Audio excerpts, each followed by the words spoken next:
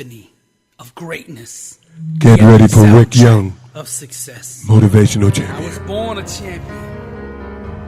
I was raised a champion. I got champion in my bloodline. I've always been a champion. I will always be a champion. And when I close my eyes and die, I will be a champion. On my headstone, they will write champion. Every time they mention my name, they will say champion. My legacy is champion. My obituary will read champion. Every time they mention my name, they will say champion. Because I am a champion. Every day that I get up, I say good morning, champion. When I look in the mirror, I see a champion. When I go to the gym, I work out like a champion. When I eat like a champion. And the stuff I read makes me an even better champion. The stuff I put in my mind is champion. Because all day I am a champion. From sunrise to sundown, from the moment I open my eyes to the moment I close them, I am a champion. I pray, I think, I speak, I walk like a champion. No loss, no setback, no mistake will ever change that. I'm a conqueror, born to succeed, anointed to prosper, blessed and unstoppable.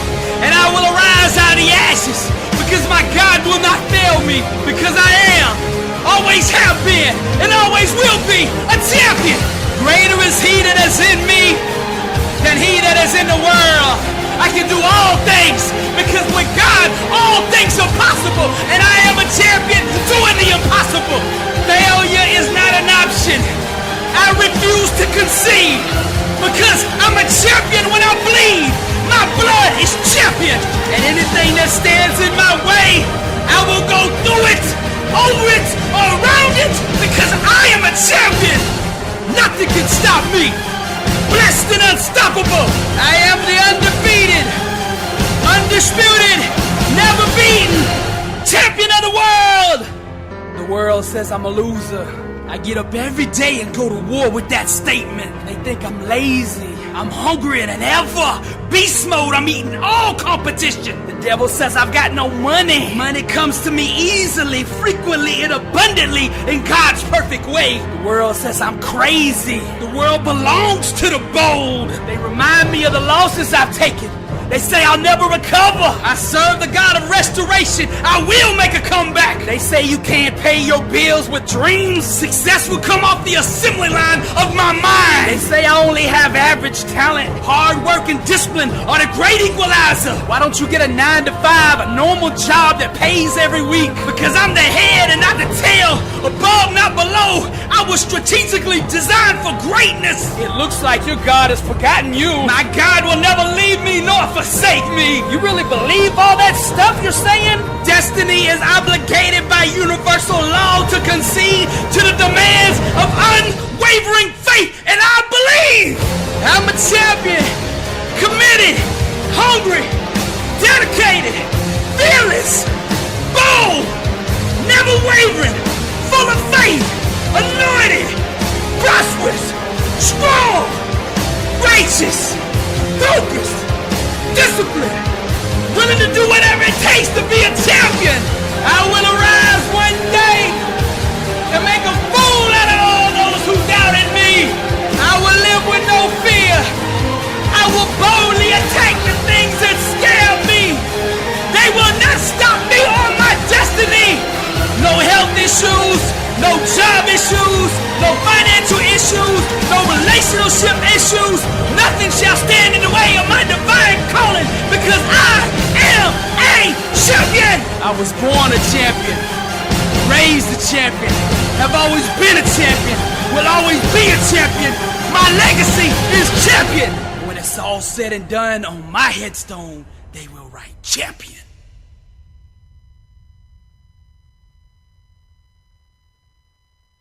Truth is the new.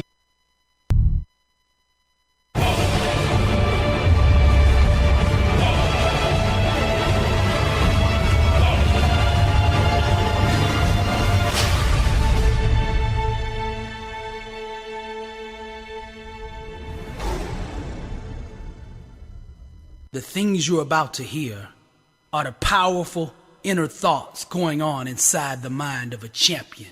This is the inner symphony of greatness, the epic soundtrack of success. I was born a champion. I was raised a champion. I got champion in my bloodline. I've always been a champion. I will always be a champion. And when I close my eyes and die, I will be a champion. On my headstone, they will write champion. Every time they mention my name, they will say champion. My legacy is champion. My obituary will read champion. Every time they mention my name, they will say champion. Because I am a champion. Every day that I get up, I say good morning, champion. When I look in the mirror, I see a champion. When I go to the gym, I work out like a champion.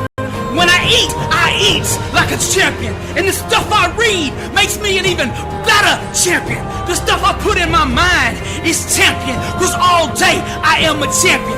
From sunrise to sundown. From the moment I open my eyes to the moment I close them, I am a champion. I pray, I think, I speak, I walk like a champion.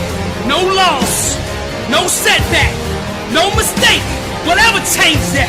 I'm a conqueror. Born to succeed, anointed to prosper, blessed and unstoppable, and I will arise out of the ashes, because my God will not fail me, because I am, always have been, and always will be a champion. Greater is He that is in me than he that is in the world.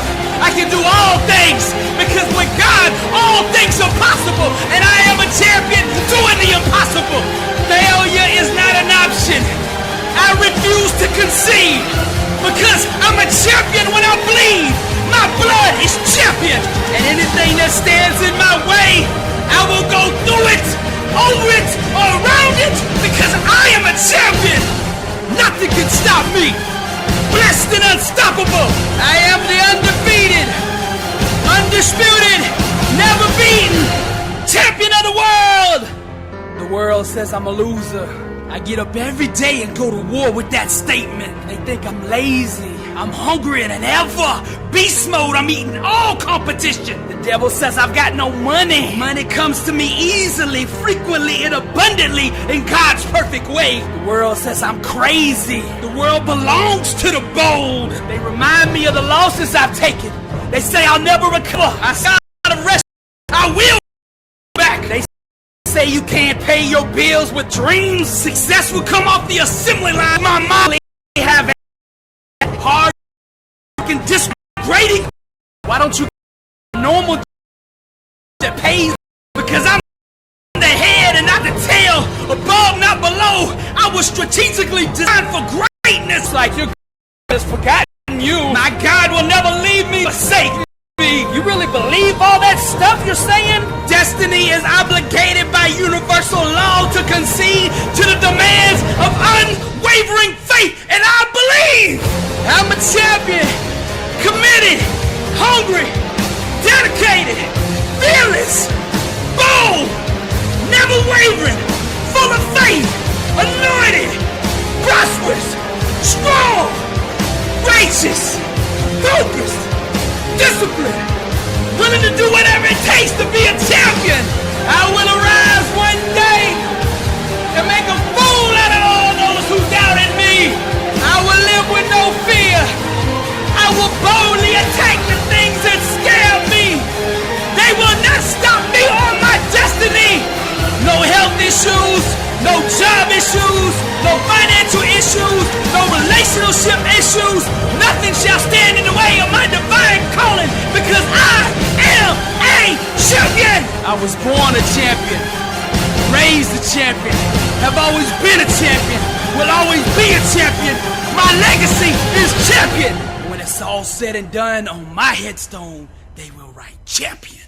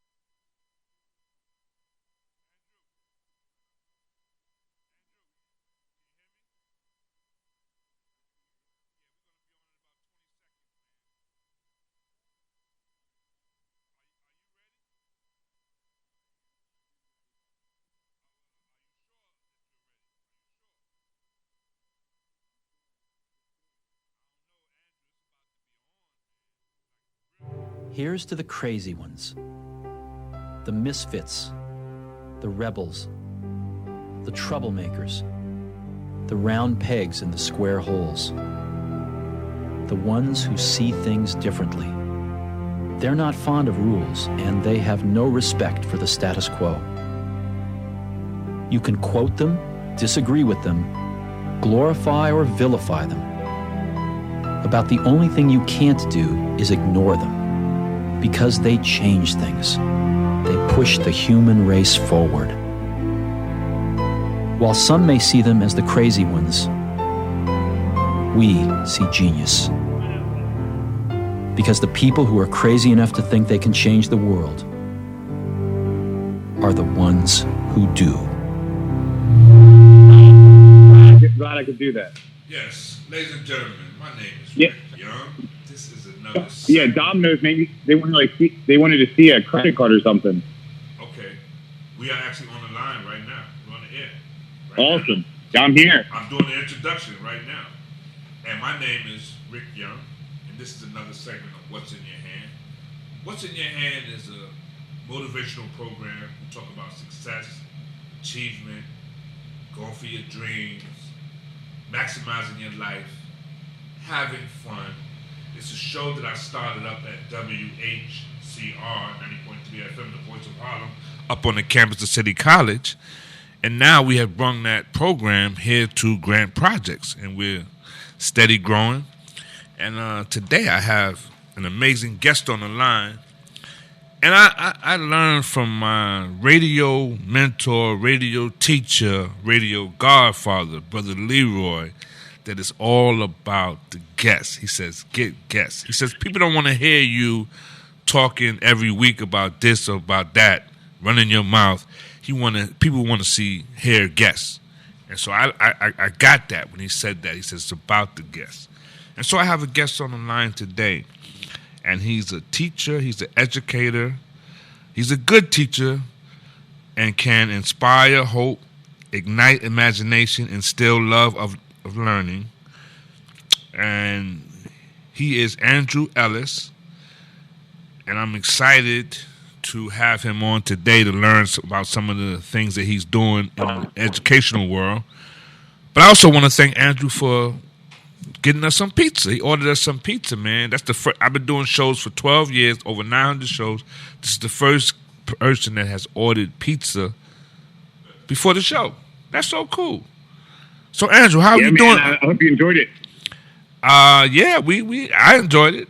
Like I said, my engineer, he's not a fan of pineapples in pizza. I think something's wrong with him. But pizza's like a blank canvas, man. You can put anything on pizza you want. You know what? I know that. Now he mentioned something about pepperoni. I said I don't do pepperonis, man. I don't do the pepperoni. I'm not a pork eater, man. So anything with pork. I love pepperoni. Anything meat on the pizza is beautiful. Just leave off the vegetables for me. No vegetables for me. I got to diet like my middle school kids. Oh, okay. So one of the things that you do with your middle school kids is you order pizza for them. Can you talk about that? Yeah, you know what? No, go ahead. Go ahead. So I started this last year. A parent contacted me saying her kid was having, a rough time with it. So I was, you know what? Pizza worked for me when I was younger, and I had this kid in and a bunch of his friends for pizza, and we didn't even talk about anything. He just had fun with his friends. And then this year, the same thing happened to me earlier in the year. I was like, so how can we make this a weekly thing? So I started the pizza club, and the pizza club meets once a week. I pick a kid at random in the school. They can invite 6 of their friends. I'll invite a couple teachers, and we will talk about anything but school. So topics have come up like politics, family life, different hobbies they have outside of school. And the goal of it all is to humanize educators enough to where if a student has a problem outside of school, they feel comfortable coming to them in a time of need. And for example, I had a 6th grader tell me that last year his grandfather died, and he came to school the next day. He didn't feel like he could tell anybody, but he cried in the bathroom between each class. So as a 10-year-old kid, no one should have have to go through that during the school day. Academics become second place when that kind of stuff happens. And if you think about when you were a kid and you were going through school, how many times did your home life or did something else affect how you acted in school or affect how you felt during the school day?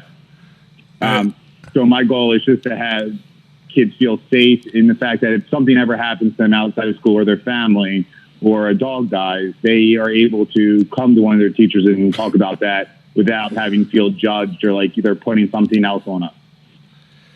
Wow, I'm laughing that you say that, but I'm gonna tell you why I'm laughing. But where are you located?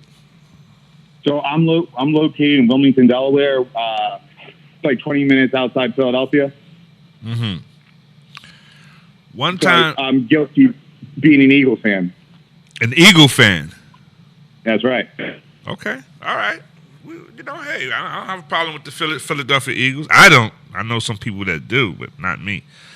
I remember one time I was in the 6th grade, and I don't know exactly what happened, but I know I had an emergency bathroom situation.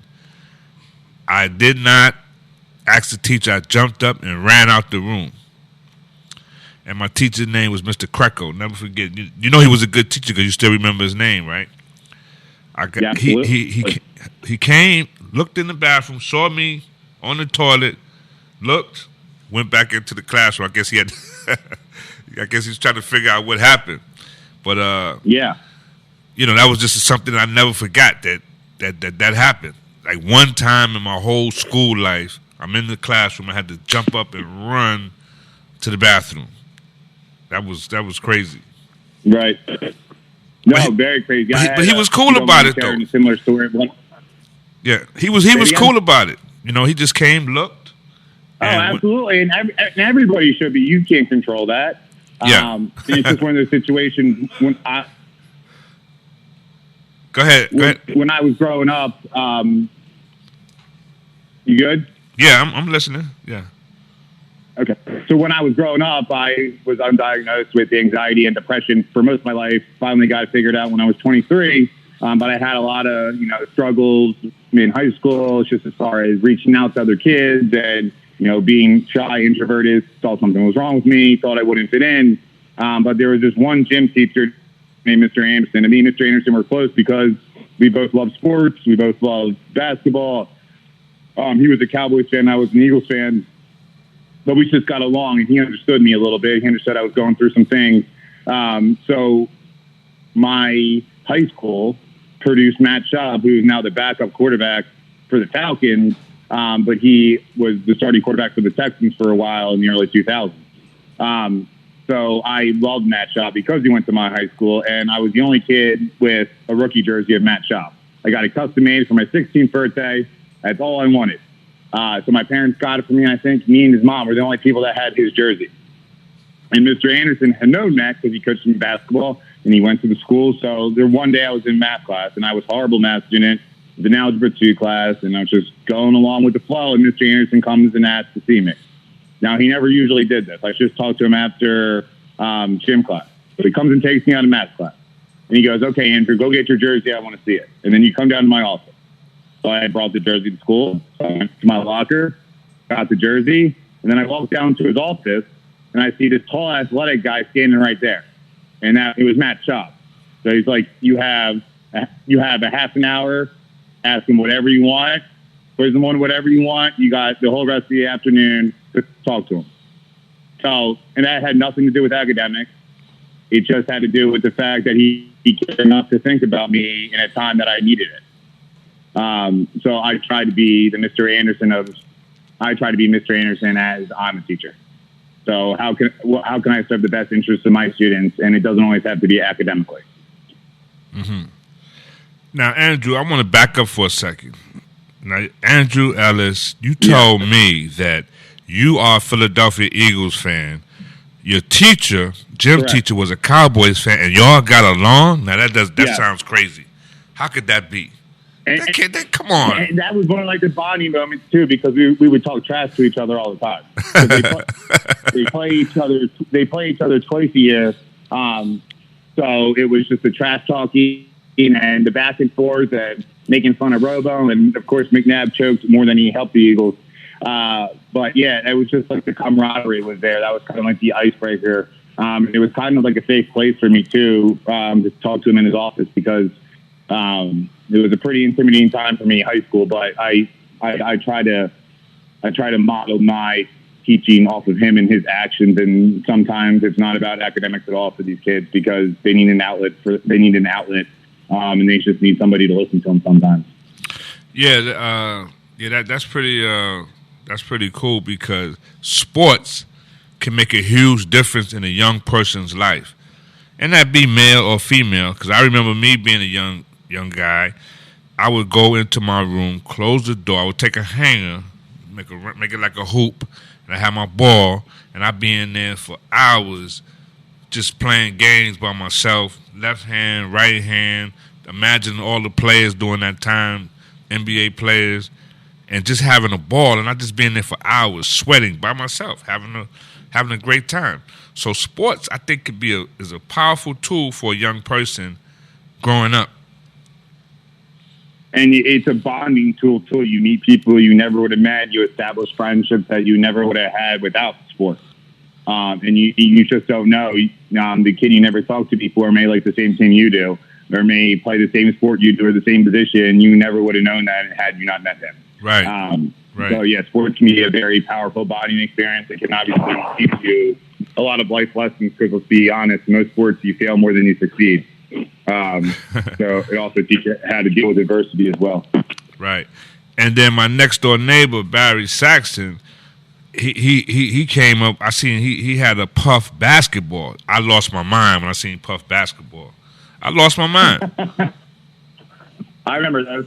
You remember Puff basketball, where you take the suction cups and stick them on the wall, and man, we would just play for hours, man, just having fun, just having a ball, and we be going at it too on Puff basketball. See, my. Oh yeah, there was no rules in basement basketball or bedroom basketball. There was no rules. No foul. Yeah, we grew up in the project, so we did it in the hallway. We did it in the room. See, my engineer Doug. He's the basketball legend, but he doesn't know about these things like Puff basketball and stuff like that. He'll know about taking a hanger and making a hoop and closing the door and making a hoop. He doesn't know about these things. And he also doesn't know about when we graduated downstairs to the monkey bars. He doesn't know about that, Andrew. Right. Yeah, and I mean, you made the best of your situation, and it was all about the love of the game. It didn't matter if it was a real hoop or you were in Madison Square Garden. You felt that way, and that's all that counts. Right. This is what when I first moved into the projects, we were walking up the hill. Me and my mother were walking up the hill, and these guys were running the full, the big guys. They were running the full court on the monkey bars. You would have thought you was in Madison Square Garden. That's how they were playing. They were playing serious basketball. So, just want to point that out. Mr. Engineer. An awesome story, man, and it's just the love of the game.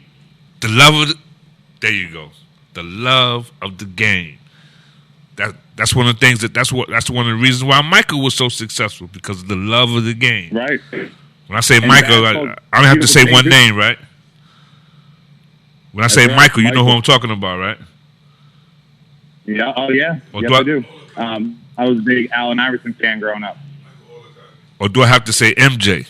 Do I have to say it that way? No, you can say Michael. If you say Michael in basketball, they're only going to think of one guy. Okay, one guy. That's right. One guy. Yeah. So now, did you grow up in Delaware as also? So I grew up in Westchester, Pennsylvania, which is like 25 minutes away from Philadelphia, and I grew up a major sports fan. But like I said, the struggle was really real for me in public school, and I went to a pretty good public school. But just it seems silly to think about now, but the lunchroom is such an intimidating place for kids. So walking into the lunchroom, you got to think about a couple things, right? You got to think about where you're sitting. And then if you don't get the spot you want, you got to make an adjustment and sit next to people you may not want to sit next to for whatever reason. whether they're intimidating, whether you don't like what they're talking about, whether they're making fun of you. But the lunchroom's a huge spot. So for most of my high school career, didn't eat in the lunchroom. I had to eat in the learning support room to get rid of that anxiety because I hated lunchroom. The lunchroom was no good for me. But obviously, I had depression then and I didn't know it. I just thought I was a little different. But I got it taken care of. But there's kids in my shoes today that hate eating lunch. I have kids that'll ask me to eat lunch in my room because they don't want to go to the lunchroom because they know they're not going to have anybody to sit with. Right. So it's a pretty hopeless feeling. And part of the reason I have Pizza Club is for different kids to meet different students that have things in common that they would never know about. So guys bond over their stories, guys bond over the sports they like. But it's just a common place to come share a meal with people and, get to know each other a little bit more, whether it's adversity or successes. And who's not having fun when they're eating pizza, right? Pizza's a very calming food. You're usually having fun when you're eating pizza. Right. I want you Pizza's to a very bonding thing. Right. Andrew, I want you to speak to this. I'm going to go back to the engineer again. I'm going to go back to him because, like I said, he was a basketball legend here in the Harlem area, playing basketball, playing with some of the NBA legends, NBA champions. But he says something that had an impact on me. He says he has daughter and he has granddaughter, and he says, how does that thing go, Doug? You said he'll do something for them and not look for anything in return. Can you? I want them to know there's always one man in this world who'll do anything for them and don't want nothing for it. Just want them to be happy. Did you hear that, Andrew? Yeah. So doing something for somebody like his No, not for somebody. Those are his daughters. His daughters and his granddaughters. Doing something for them and want them to know that as a man, he's doing something for them and not looking for anything in return. Right. There's somebody in this world. There's one man in this world that will do that for them. There's one man in this world that would do that for them, which is him. He would do something for them as their grandfather, father, and not want anything in return as a man. Just want them to be happy. Just want them to be happy. What do you hear there, Andrew? What becomes present for you?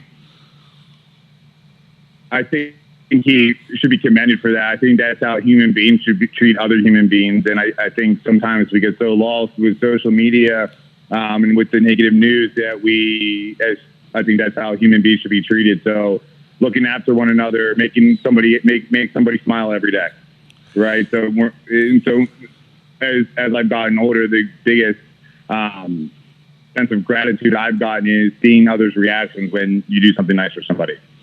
And it can be even as simple as holding the door or saying hi for somebody or doing the small things. And it doesn't have to be a tangible gift. It can be a compliment, but you never know what someone's going through. And then you say hi to them and it makes their day. It can be so simple as that. Right.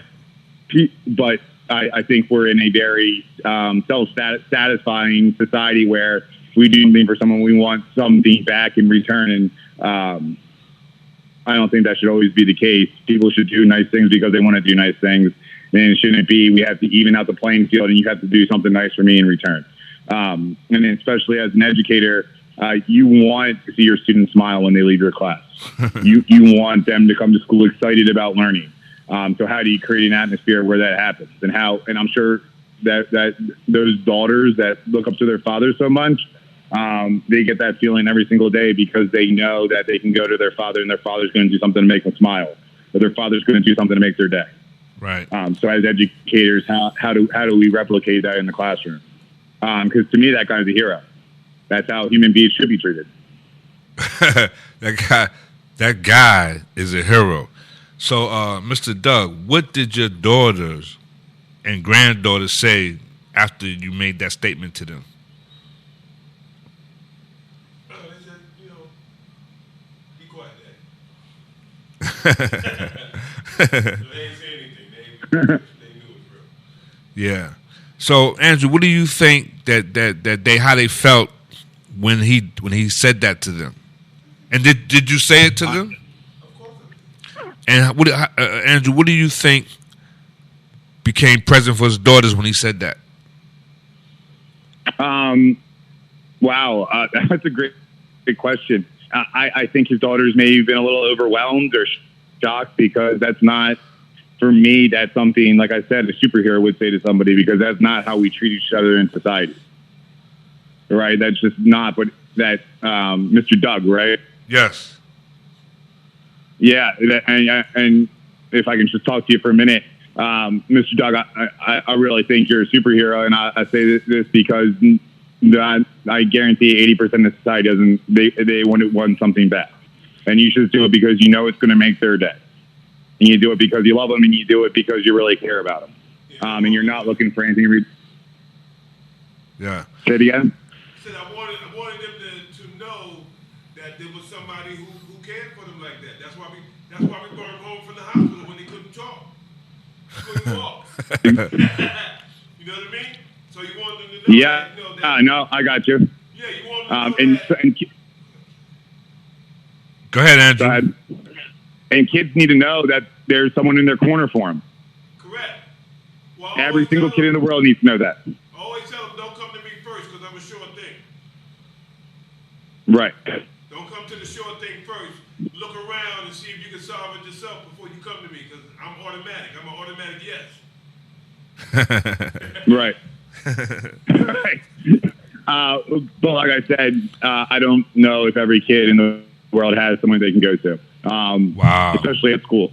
Wow. Without making so, that's the sad thing is if you were to ask 100 kids, could you go to one of your teachers and feel totally comfortable talking about any single problem you had? I don't know what percentage of them would feel comfortable doing that. Wow.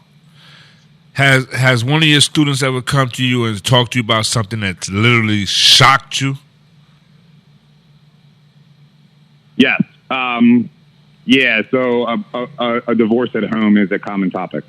Okay. And how divorce plays a prominent role in these kids' lives, because the percentage of divorces in today's age is astronomically bigger than it was 20 years ago.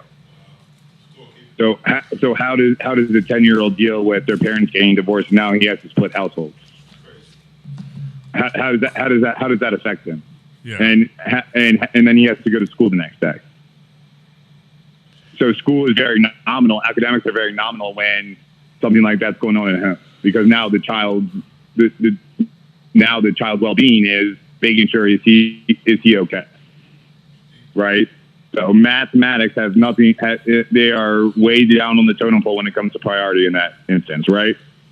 You said mathematics is way down on the totem pole? On the totem pole when it comes to that kid's mental health and that kid being able to cope with the fact that his parents are divorced now, right? But a lot of these kids, we have no idea what they're going through at home, right? Maybe we should start asking. Well, wait a minute, Maybe Andrew. we should get to know our students. Andrew, I was told, I could be wrong, but I was told that mathematics is in everything. It is, Andrew? but my point was that can take a back seat to that kid's well-being, right? So if that kid's upset about something that's going on at home, mathematics becomes minute at that point. But maybe well-being is mathematics. Could be. It could be.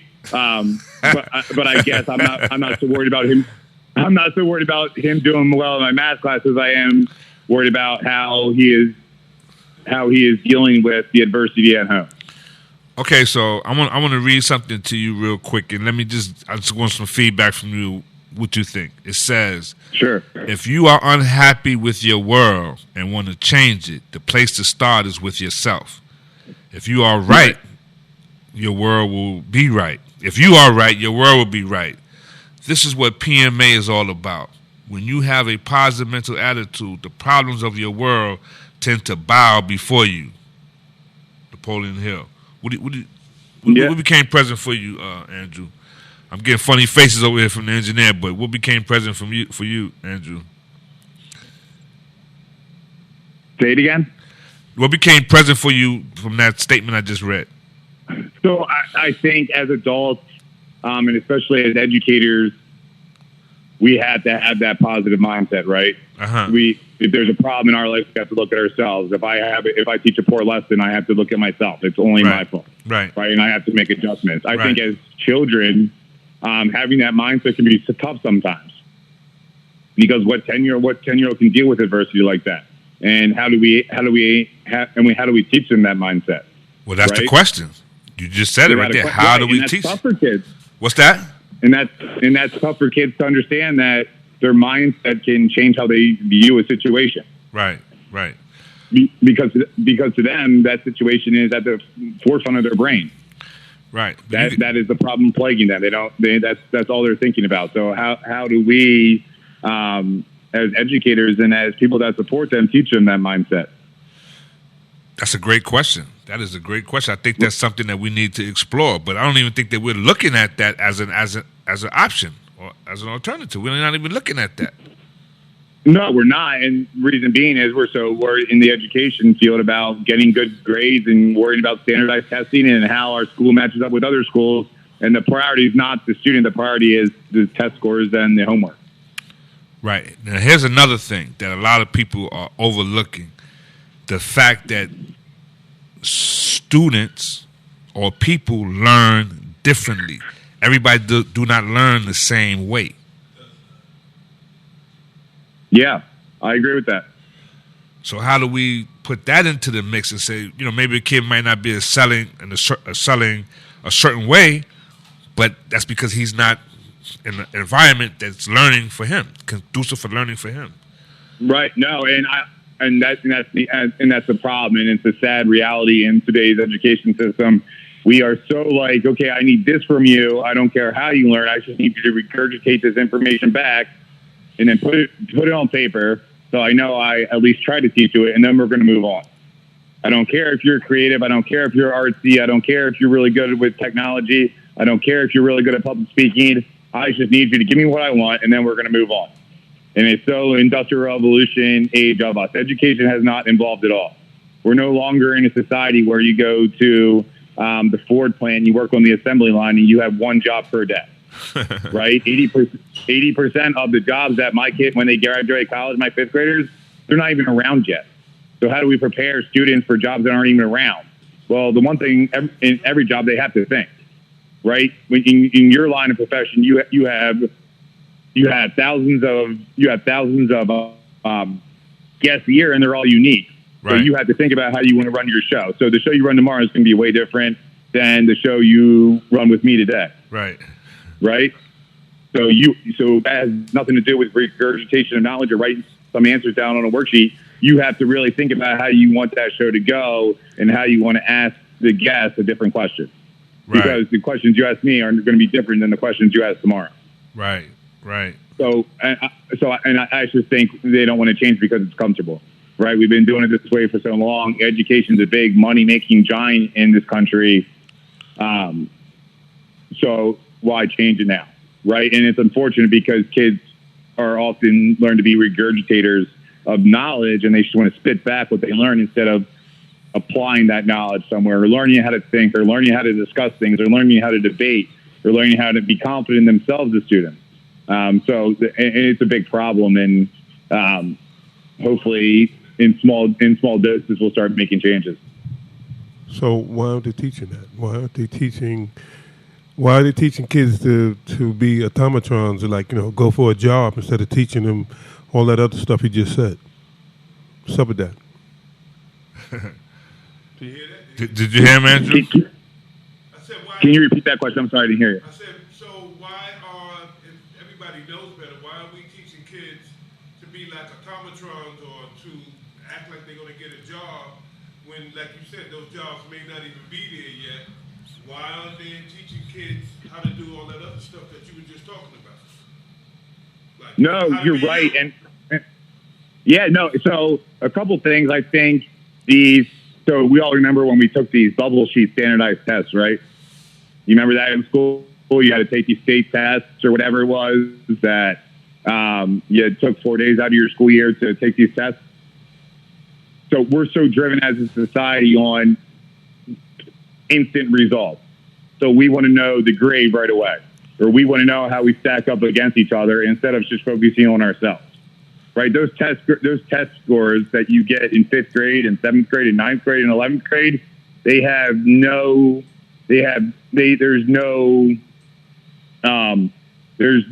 what's the word I'm looking for?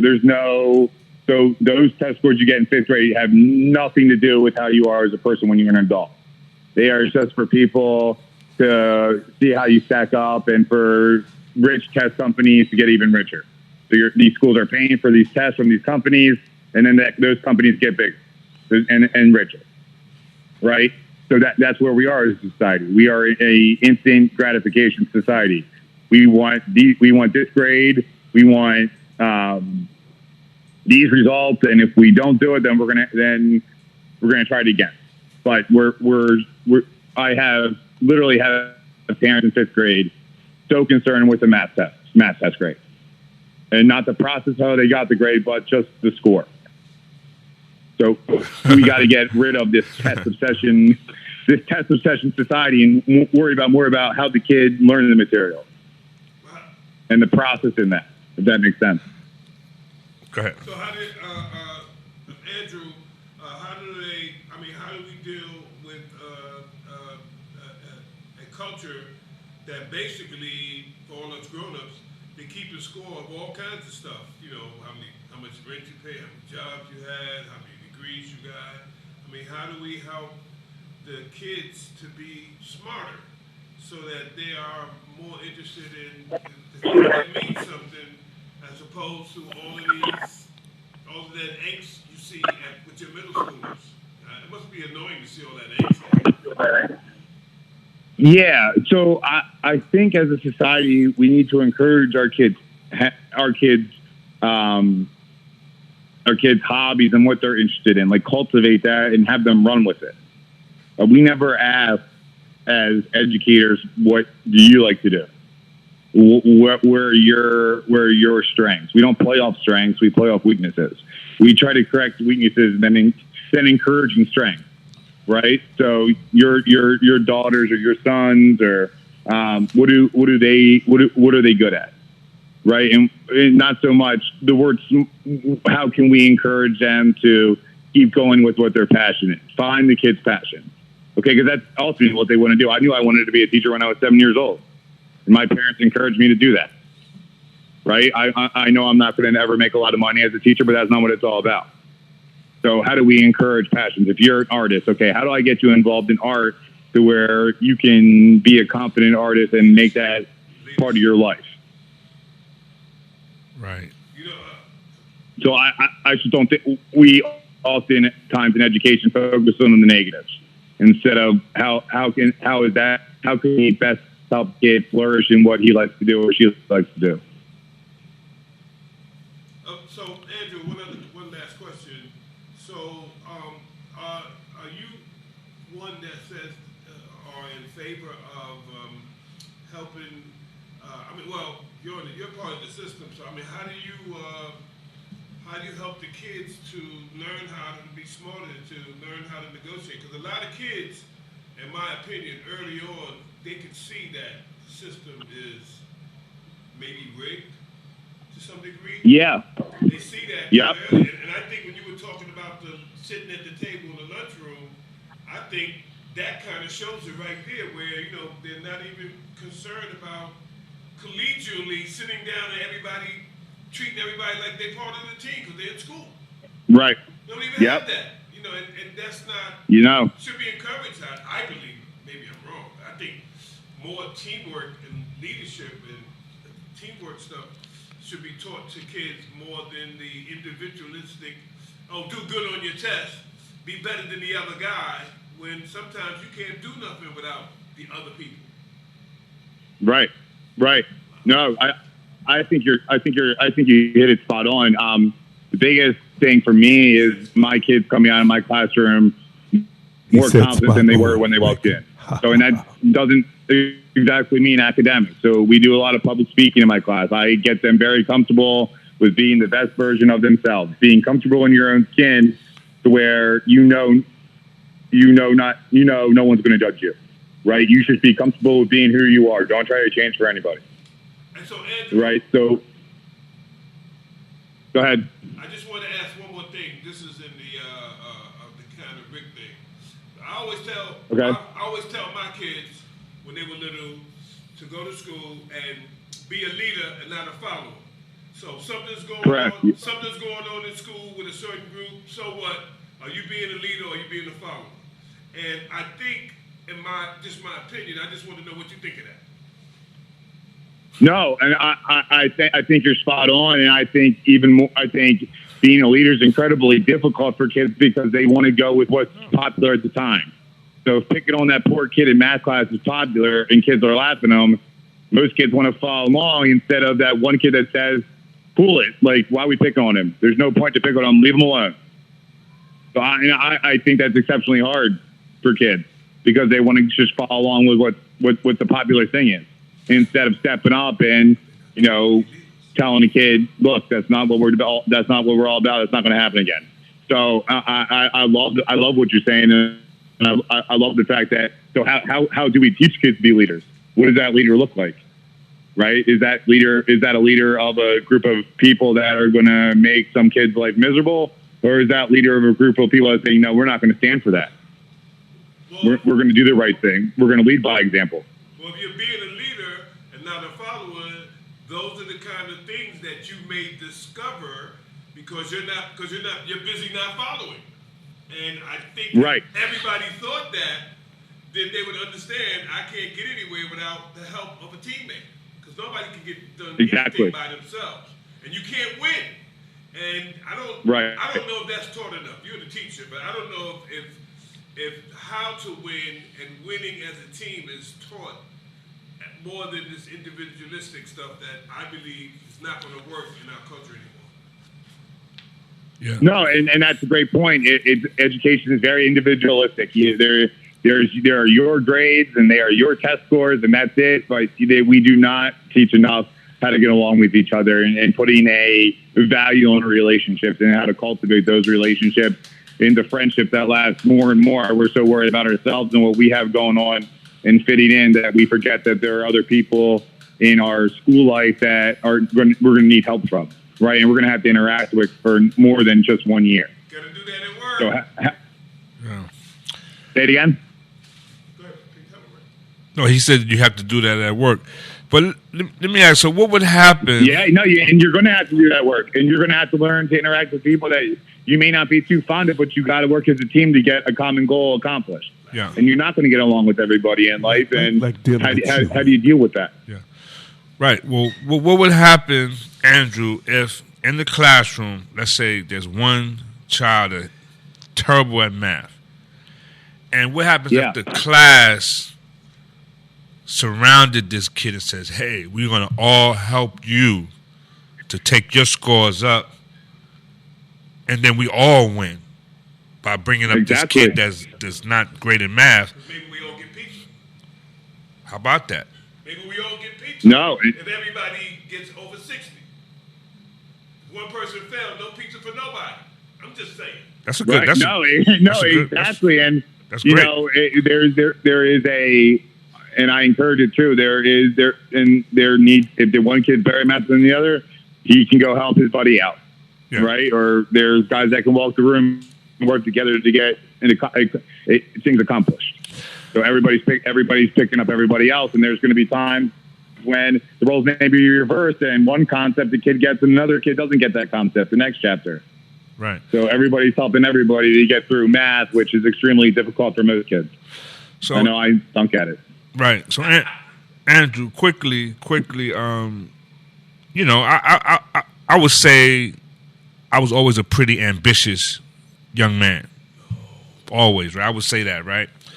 But what changed it, what really changed the trajectory for me is I saw a gentleman on TV promoting public television. He says, you got to be hungry. He says, you got to fight for your dream. You have to go after your dream night and day. You have to think about your dream night and day. You have to eat it, walk it, talk it, sleep it, think it 24 hours a day.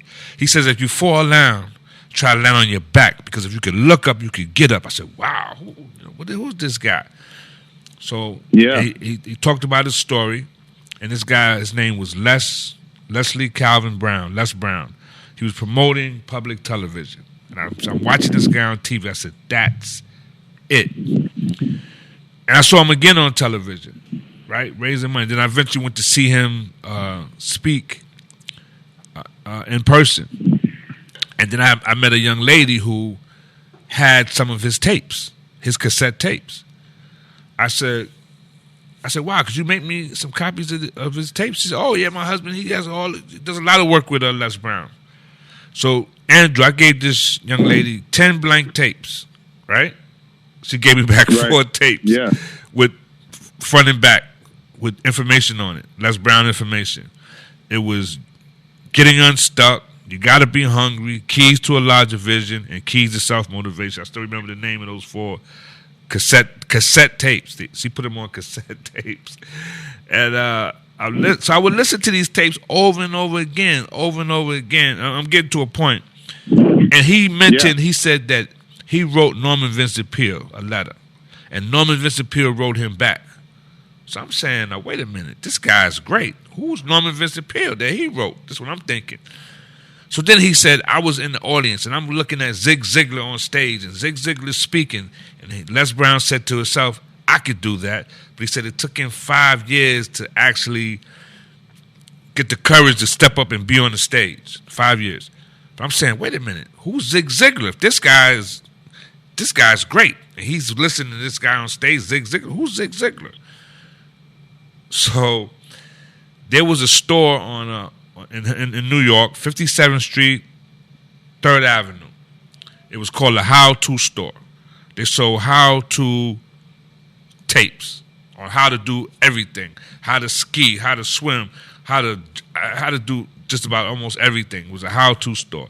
And they had some cassette tapes in there, and I bought a Zig Ziglar and a Norman Vincent Peale tape. Norman Vincent Peale, The Power of Positive Thinking. And I say all this to say that opened up a new world for me, Andrew. As a matter of fact, if it wasn't for what I've learned, I probably wouldn't be sitting in this seat right now. So my question to you, I know this is a long question. I hate the long questions, but this is a question. The question is personal development. How can we incorporate that to young people, especially middle school? They need a personal development program. Yeah. So first of all, your story is awesome, and thank you for sharing it with me. So I think personal development, it needs to come down to, humility is the biggest thing, and understanding when something's not going right, and instead of focusing on, the result of that, focusing on, okay, so what went into that decision-making process? Okay, and I misstepped here, so what can I do differently the next time in order for that not to happen? So I think sometimes kids think they're either invincible or don't think they do anything wrong, or the common thing I get was, it wasn't me. And until they realize that, was them and their actions caused this result, or their actions caused this consequence, then they're never going to leave room for self-improvement because they didn't think they did anything wrong, right?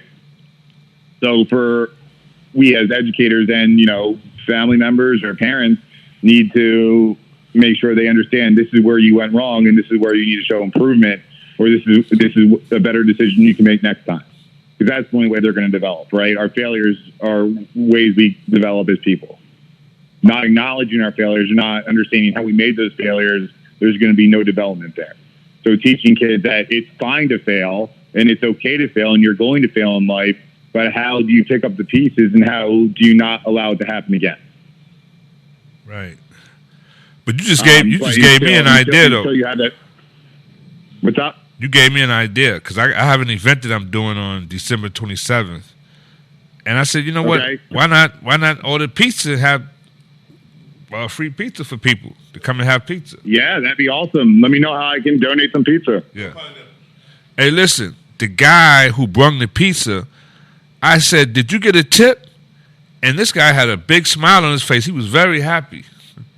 He was very happy. He was like, "Oh yeah, I'm good." Like I'm like, what yeah, did you should have got 20%. I think it was 20%, right? I don't know. You should have got his tip. All I know is he was happy. I did it online.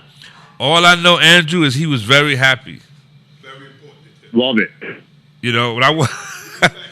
What's that? We can What's the backstory? Go ahead. Oh, so Andrew, the reason why The tip thing made sense is because I was telling him that here in New York, I live on the 5th floor, and particularly here in the projects, some of the people who deliver the food, they don't want to come in the building. They want you to come downstairs to pick up the food in front of the building. And I told him about how my son, who happens to be a school teacher, Andrew, said to the first guy who said he wasn't coming upstairs, he said, okay, if I come downstairs, you're not getting a tip. And I'm going to call the company and tell them that don't send anybody here because they don't want a tip. And I'm not coming downstairs. So don't come here. I'm only send people here who are willing to walk upstairs and get this tip. And I said to Rick that if everybody said that every food deliverer will bring the food up to your apartment because they live for tips. That's why they're in the game. And again, more of the teamwork aspect, because I believe one of the greatest things we have in our culture is cooperation. So that's what comes. Right. What do you think of that? That's what do you think. I hear that, and I think like people in general, I think we take a lot of. We don't take time to realize, like, okay, that guy's working really hard as a pizza delivery guy, and he's trying to make his way. Let's hook him up with a good tip because he's trying to do his job, right? Like, why is this society do we skimp on tips? If you're going to order pizza and he's doing you a service, you better treat him right. Right. Andrew, we need to find a way. This is my opinion. This is coming from me. We have to incorporate personal development in this program, especially dealing with young people. We have to. It's mandatory. I couldn't agree with you more. It's mandatory. Mandatory, yes, exactly. Self-realization, how to work through issues, how to learn from your mistakes, and develop as a human being. Right.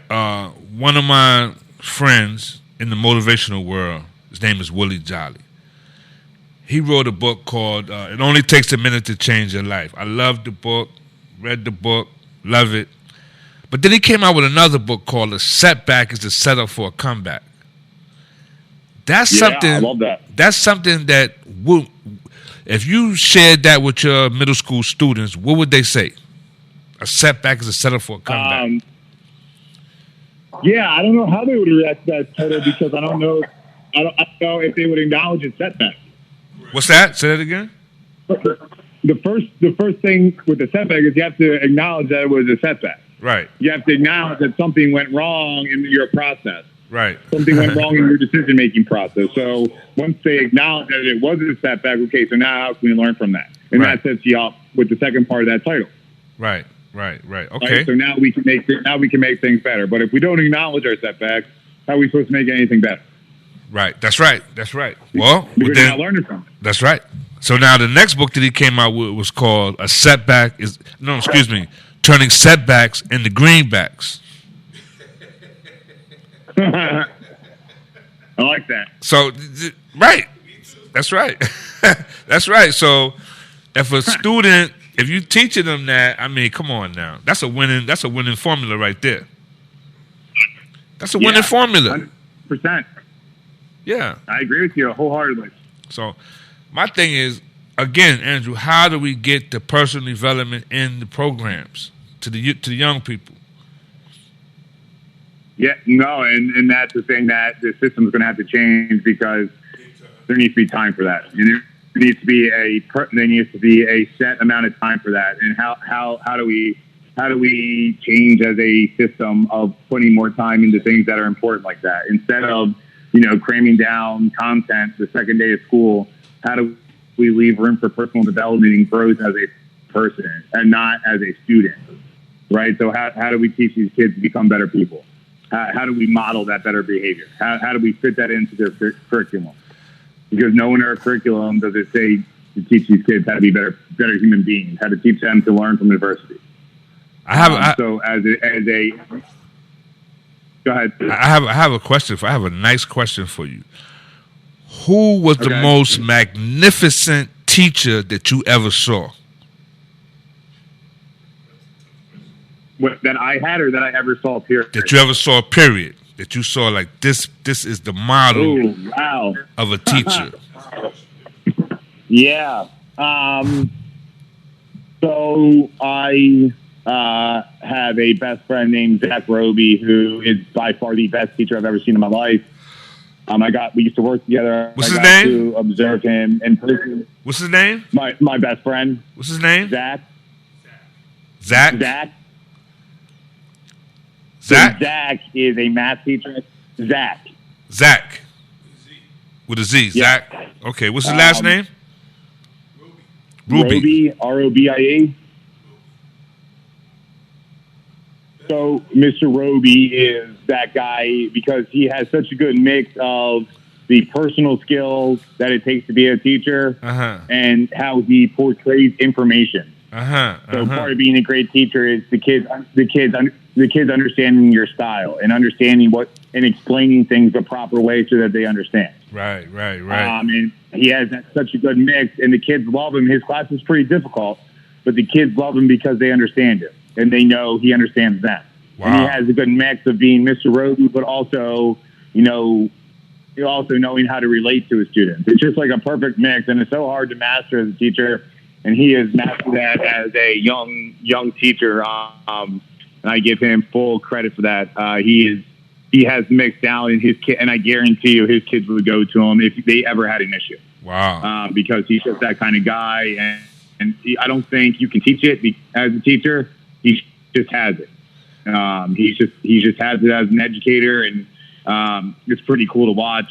Considering I've known him for 12 years and I knew him in college, it is pretty cool, to hear the successes that he's had and the hard work that he's put into really being the best teacher he can be, not only teaching academics, but teaching young men and developing young men and being a good role model for them.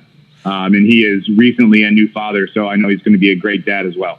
Right. Well, we might have to get him for an interview, man. That sounds like to me we get him for an interview. No, absolutely. I think he would be a great interview. And he's always part of being a good teacher is always adapting to new philosophies and new ways of presenting knowledge, especially with how far technology is always advancing, right? So there's always something new that's out that is interactive for kids, that's best practice. And Zach does a really good job at, learning everything he can and integrating it a little by little in his class. Okay. So Zach is always up with the newest technology. He's always up with the new way to get information through the kids. So it's really special to watch him teach. Okay, Andrew, this is a two-part question, right? Yeah. Two-part question. First part of the question is, in your opinion, what does a magnificent student look like? Part one, and part two, who is that the most magnificent student that you ever seen? Wow. Great question. So I think the most magnificent student is the student that is most comfortable in their own skin and most comfortable in what they're good at. And it's not so much the quote unquote book smart student. It's that student that, gives his best effort every day because effort is something we can control. And also is very honed in on what he's good at and uses that to the best of his advantages in the classroom. Okay, so I had a student last year who, Seattle Seahawks fan of all things, I don't know why, but yeah, besides the point. But not only was he smart, but he was so dialed. He gave his best effort every day, and he wasn't too cool for the activities we were doing, but he was so honed into the fact that he was a brilliant public speaker and a brilliant actor, and he used that in the classroom to become a good student. So like every debate we did, he was honed into, speaking his point eloquently and clearly. When he did a presentation in front of the class, it's the best one I've seen in 4 years, right? Just so beautifully articulated, just the right amount of text on the slide. So he used what he was good at to enhance his academics. And to me, a good student is not only the ones that, get good grades and do well at standardized tests. That has a place. But a good student to me is one that gives their best effort every day, no matter the results, and uses their skills God gave them to further their academics and enrich their time at school. Wow, pretty cool. Now, you did a TED Talk. Can you explain what TED Talk is and what was your TED Talk about? Yeah, so TEDx is, and people think it's like TED is such an exclusive club. They can never do a TED Talk. So there is TED Talks, and they're big, and they have a lot of people there. But TEDx, you can also do a TEDx talk, and there are plenty of places that have TED licenses that put on these smaller venue talks. So I did a TEDx talk in Wilmington, Delaware last year, and it was on reimagining education and what I think the education system should look like. And I gave 5 reasons of, change in the education system, and not so much forcing change, but having a conversation about it. Right. So we can't change things overnight. So what things can we put in place, or what things can we talk about to maybe improve it?